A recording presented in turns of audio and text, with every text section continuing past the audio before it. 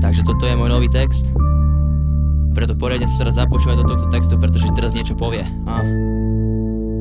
Idem na to.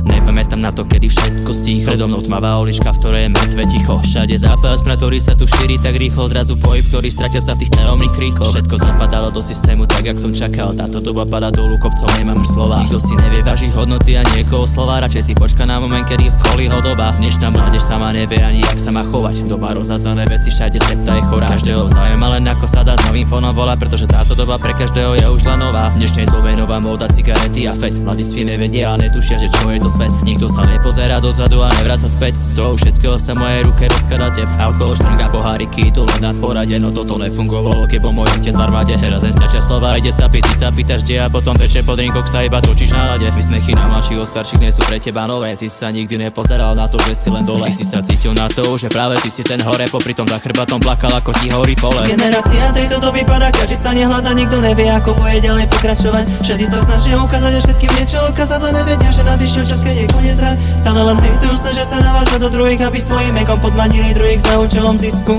Nikto nepochopil, že tým, čo to robia, ukazujú mojim očam odhalenú slabú mincu.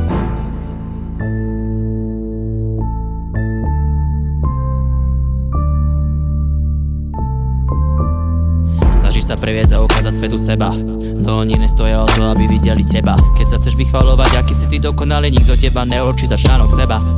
Nadávky, čo si počul v mladom veku, prenášaš na každého, čo je v treku. Priznaj si, že sa občas zasekneš seku, môžeš byť ťažný rodičom, že držia na tebou strechu. Život nie je o tom, ako sa vieš píšiť, hodnotiť. Nemáš právo odsudzovať ľudí na základe seba. Preto sa nikdy nad tým netrasú, to iba kokoti, pretože ich účelom je nakladať len na teba. Určuješ svoje medze, hranice a hodnoty, neurčuj medze, hranice, hodnoty ostatným. Si iba nula, ktorá nemá love z roboty, presám si namýšľa, že ty si ten, ktorý je podstatný. Jedný držka rady a pekný nehraje rolu. Prečo môže súdiť každého, kto ako vyzerá? Môžeš byť objekt, ktorú posadia len k jednému stolu. Preto si pamätaj, že podľa krásy sa nevyberá. Zjazvená tvár nie je vždy pre oko modernej dámy. Ty ani netušíš, čo mohol prežiť, možno zažívať. Preto je na čase, aby ste prestali už s tými hrami. Niekto však túži po láske, aby ju taktiež mohol mať. Generácia tejto doby padá, každý sa nehľada, nikto nevie ako bude ďalej pokračovať. Všetci sa snažia ukázať a všetkým niečo odkázať, len nevedia, že nadišiel čas, keď je koniec hrať. Stále len hejtujú, snažia sa navázať do druhých, aby svojím ekom podmanili druhých za účelom zisku. Nikto nepochopil, že tým, čo tu robia, ukazujú mojim očam odhalenú slabú mincu.